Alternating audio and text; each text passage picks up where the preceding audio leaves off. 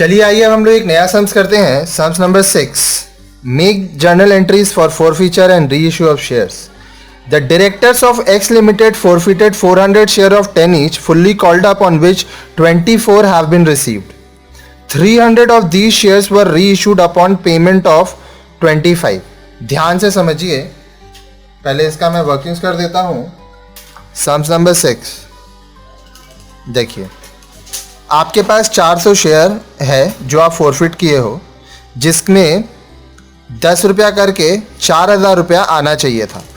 ठीक है, 400 में आपको मल्टीप्लाई नहीं किया है, बोला है forfeited amount of 400 shares is 2400, ये आपका रुपीज़ है। ठीक है, अब आप 300 शेयर बेचे हो और 10 रुपया करके आपको आना चाहिए 3000 रुपया, पर अमाउंट रिसीव्ड इज ₹2500। तो जो डिफरेंस है 3000 माइनस 2500, 500, ये आप कहाँ से लोगे? फॉरफिटेड। लेकिन हम लोग अभी तक क्या करते थे, पूरा शेयर देते थे पहले सम्स तक, तो 2400 में 500 माइनस करके दिखा देते थे कैपिटल रिजर्व। यहाँ पे आप ये गलती नहीं करोगे। ये जो 2400 है ये 400 शेयर का है। नाउ पहले निकालेंगे forfeited amount of 300 shares.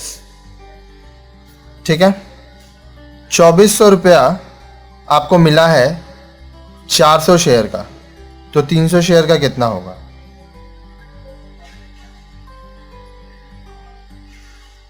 Six into 300, 1800।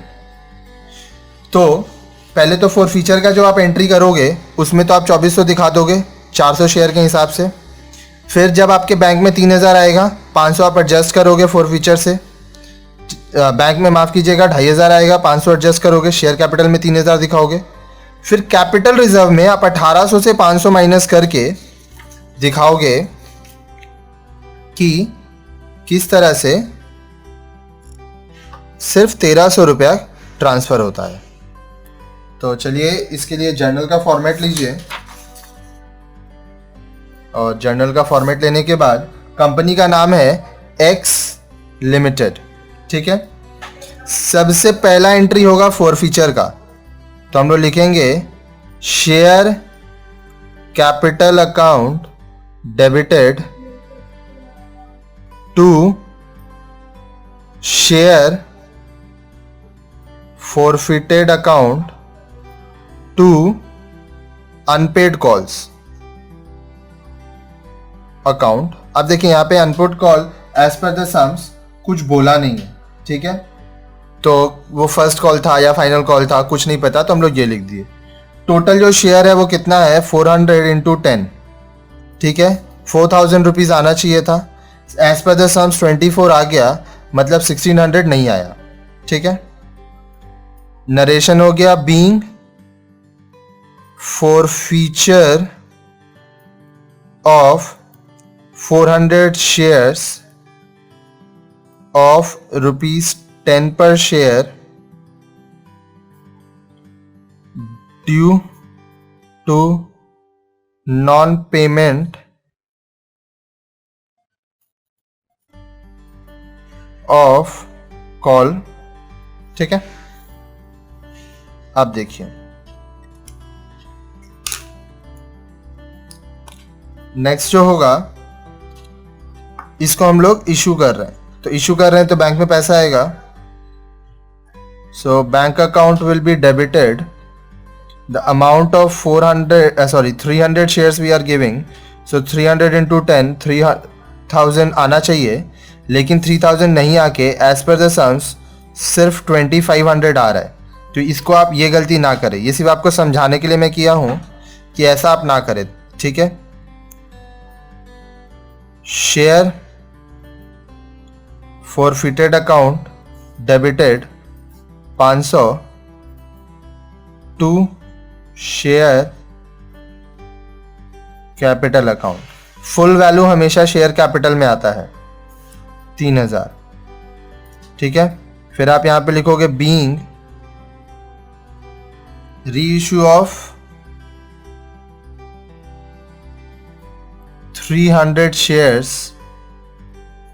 At the rate 10 पर शेयर।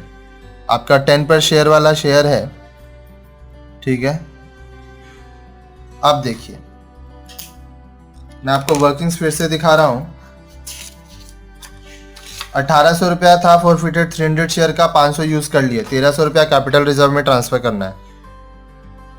थर्ड,